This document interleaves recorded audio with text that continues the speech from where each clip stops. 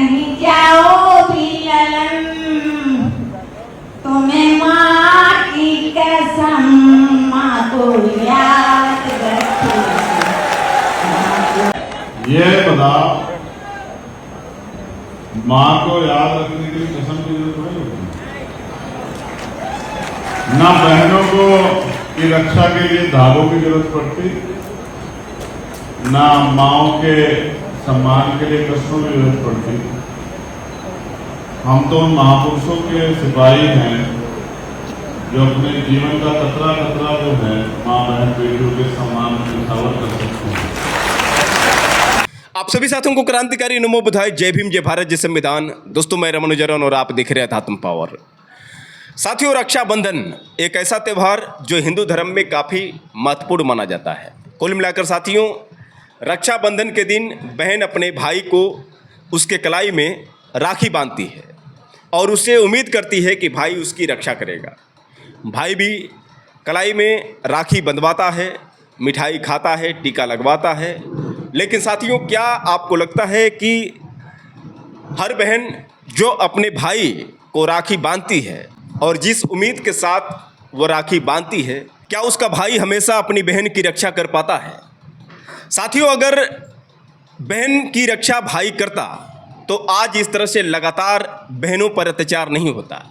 अगर भाई वास्तव में राखी बंधवाते समय यह कसम खाता है कि वह ज़िंदगी भर अपनी बहन की रक्षा करेगा, तो मैं मानता साथियों कि रक्षाबंधन वास्तव में एक ऐसा त्यौहार है जो भाई बहन के प्रति मिसाल है। लेकिन साथियों, दुर्भाग्य देखिए हमारे देश में कि हर साल बहन अपने भाई को राखी बांधती है, लेकिन हर रोज़ बहन किस तरह से अत्याचार का सामना करती है। साथियों, वो दरिंदे जो किसी बहन बेटी के साथ दरिंदगी करते हैं, उनकी भी बहनें होती हैं। वो भी अपनी बहन से राखी बंधवाते होंगे और वो भी कसम खाते होंगे कि बहन हम तुम्हारी रक्षा करेंगे। लेकिन साथियों, क्या सिर्फ उनकी बहन ही बहन नज़र आती है, बाकी और किसी की बहन उनको बहन नज़र नहीं आती है? साथियों, जब तक हमारे अंदर की सोच नहीं बदलेगी तब तक बहनों की रक्षा नहीं होगी। सिर्फ राखी बंधवा लेने से या फिर राखी बांध देने से कहीं ना कहीं बहनों की रक्षा नहीं हो पाती है। राखी बांधने का मतलब और कहीं ना कहीं जो आप कसम खाते हैं उस कसम को निभाना भी चाहिए, नहीं तो कोई मतलब नहीं बनता है साथियों ऐसे त्यौहार को मनाने से। वैसे साथियों, बहन कुमारी मायावती जो अक्सर उमा शंकर सिंह को राखी बांधती थी और उमा शंकर सिंह के जाने के बाद वो इस बात को बोली भी कि मैं हर साल अपने भाई को राखी बांधती थी। बहन जी, ये बहुत दुख की घड़ी है पूरे परिवार के लिए, मुझे समाज पार्टी के लिए, और इस दुख की घड़ी में आप खुद शामिल होने के लिए आए हैं। कैसे उमा शंकर जी को याद करेंगी आज के दिन पर? ये समाचार सुनकर मुझे बड़ा दुख हुआ और इस दुख की घड़ी में मैं उनके पूरे परिवार के साथ हूँ, उनके रिश्ते नातों के साथ हूँ और ख़ास तौर से अभी वो तो जिंदा नहीं है। और अक्सर आपने देखा है कि जो बिजनेसमैन होते हैं, जब सत्ता परिवर्तन होता है तो वो परिवर्तन पार्टियां बदल देते हैं। उतार चढ़ाव आए, लेकिन उन्होंने पार्टी को धोखा नहीं दिया और मुझे तो सही मायने में वो अपनी सगी बहन की तरह मानते थे। ये महीने में शायद रक्षाबंधन भी है, तो मेरे ख्याल हमेशा रक्षाबंधन पे मैं लखनऊ में रही हूँ या दिल्ली में रही हूँ, तो मुझसे उन्होंने राखी बंधवाई है। भाई तो बहुत बने, मैं शेड्यूल कास्ट को छोड़कर सब धोखा दे के चले गए, लेकिन इन्होंने धोखा नहीं दिया। कुल मिलाकर साथियों, बहन जी को एहसास था कि अब जो उमा शंकर सिंह इस दुनिया में नहीं है, फिर वह राखी किसको बांधेगी। तो एक तरफ से बहन अपने भाई से काफ़ी प्रेम करती है, जो अपने भाई को राखी बांधती है, लेकिन वही भाई अपने फ़र्ज़ को कितना निभाते हैं। अगर भाई कसम खाते हैं बहन की रक्षा के लिए, तो फिर भाई रक्षाबंधन के बाद क्यों भूल जाते हैं कि जिस तरह से उनकी बहन है, ठीक उसी तरह से किसी और की भी बहन उसकी बहन के समान है। अगर साथियों इस प्रकार की सोच होती तो शायद हमारे देश में इस तरह से महिलाएं शिकार नहीं होती, इस तरह से बहन बेटियां दरिंदों के हाथ शिकार नहीं होती।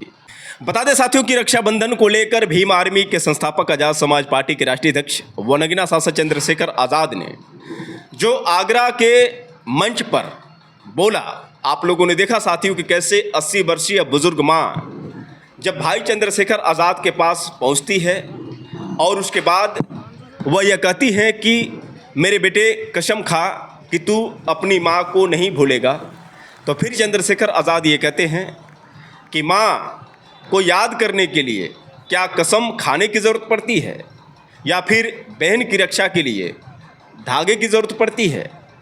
ये बात साथियों कहीं ना कहीं चंद्रशेखर आज़ाद की सबको समझनी होगी।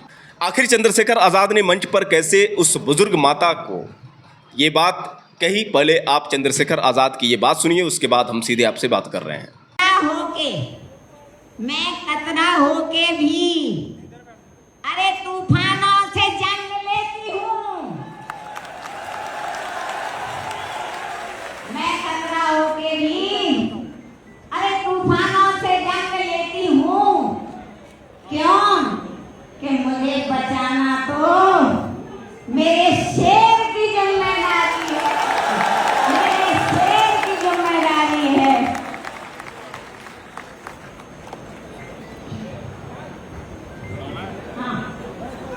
कहीं जाओ भी ललन, कहीं जाओ भी ललन, तुम्हें माँ की कसम माँ को याद रखो, माँ को याद रखो।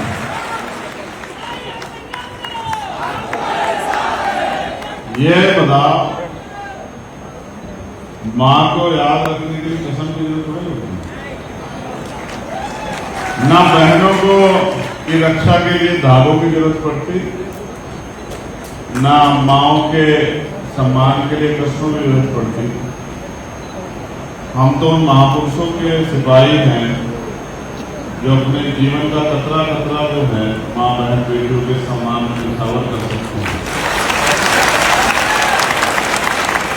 हम ना रहे तो भले ही बोल जाए, जीते रहेंगे तो नहीं बोलेंगे। मेरा शेर चंद्रशेखर सांसद नगीना का जिंदाबाद जिंदाबाद जिंदाबाद जिंदाबाद। तुम्हें और क्या दूं अरे दुआ के सिवाय, अरे तुमको हमारी उम्र लग जाए,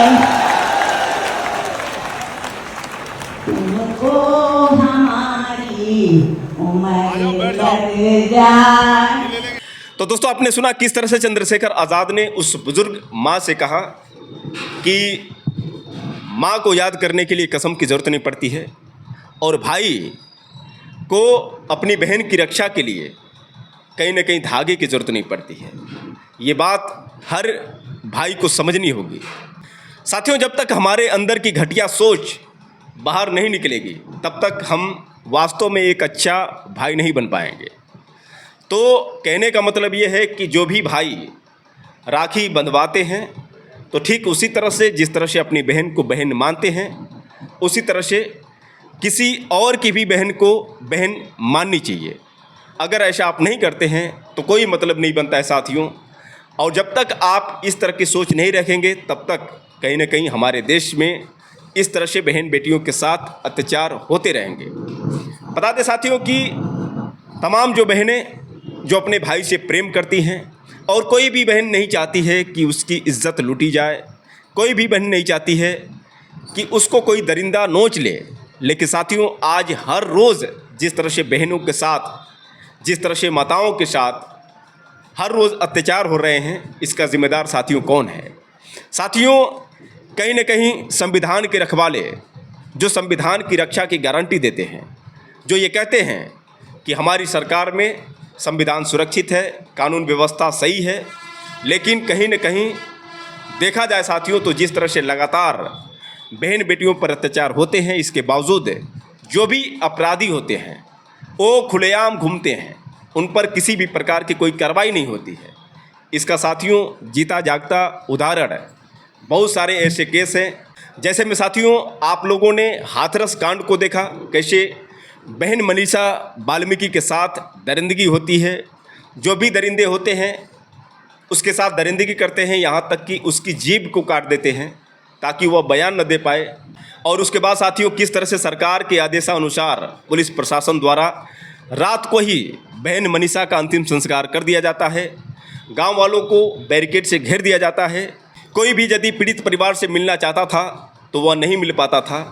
ऐसे में साथियों ये दर्शाता है कि कहीं न कहीं सरकार भी अपराधियों को बल देती है, कहीं न कहीं सरकार संरक्षण देती है, जिसके कारण अपराधी बेखौफ बेरोक टोक घूमते नजर आते हैं। आज भी मनीषा वाल्मीकि के जो माता पिता हैं, जो उनका परिवार है, बहन के इंसाफ के लिए भीख मांग रहा है, लेकिन अभी तक कहीं न कहीं उन दोषियों को सज़ा नहीं मिली और न ही बहन मनीषा को इंसाफ मिला।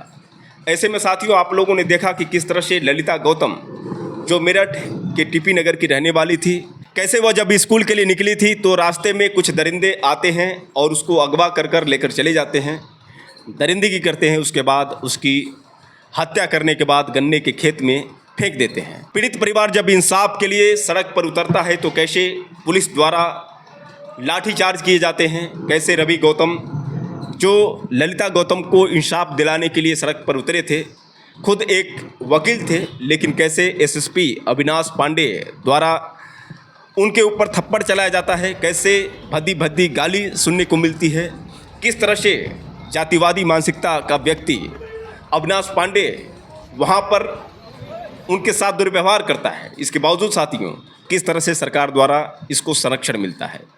तो साथियों आप समझ सकते हैं कि किस तरह से बहन बेटियां कहीं न कहीं दरिंदों का शिकार हो रही हैं और सरकार द्वारा कहीं न कहीं अपराधियों को जो संरक्षण मिल रहा है, जिसके कारण बहन बेटियों पर अत्याचार नहीं रुक पा रहे हैं। तो साथियों आप रक्षाबंधन हर्षोल्लास के साथ मनाइए, खुशी से मनाइए, आपको कोई मना नहीं कर रहा है।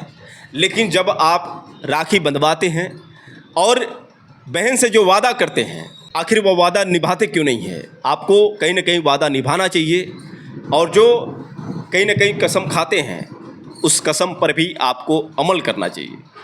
मेरे हिसाब से साथियों जो भी कुछ है कहीं न कहीं एक दूसरे के प्रति विश्वास का रिश्ता होता है और विश्वास के रिश्ते को आप तोड़िए नहीं। जिस तरह से आप अपनी बहन को बहन मानते हैं, ठीक उसी तरह से किसी भी बहन को बहन मानिए और कहीं न कहीं इस बात को भी मानिए कि बहन की रक्षा के लिए धागे की ज़रूरत नहीं पड़ती है। बहन की रक्षा के लिए कहीं न कहीं एक भाई के अंदर वो प्रेम होना चाहिए और सरकार को भी चाहिए कि माता बहनों की रक्षा के लिए कानून सख्त बनाए और साथ ही साथ जो भी आरोपी हैं उन पर ठोस कार्रवाई करें, तो ही बहनों की रक्षा हो पाएगी। वरना साथियों इस तरह से सरकार द्वारा संरक्षण मिलेगा और अपराधी अगर इसी तरह से बेखौफ रहेंगे, किसी भी प्रकार का कोई डर नहीं रहेगा, तो ऐसे बहन बेटियों की लाज नहीं बचेगी। वैसे साथियों आप लोग की क्या राय है, आप लोग कमेंट करके बताएं और हो सके तो साथियों इस वीडियो को ज़्यादा से ज़्यादा शेयर करें। फिर मिलेंगे अगले वीडियो के साथ, तब तक के लिए क्रांतिकारी नमो बुधाय, जय भीम।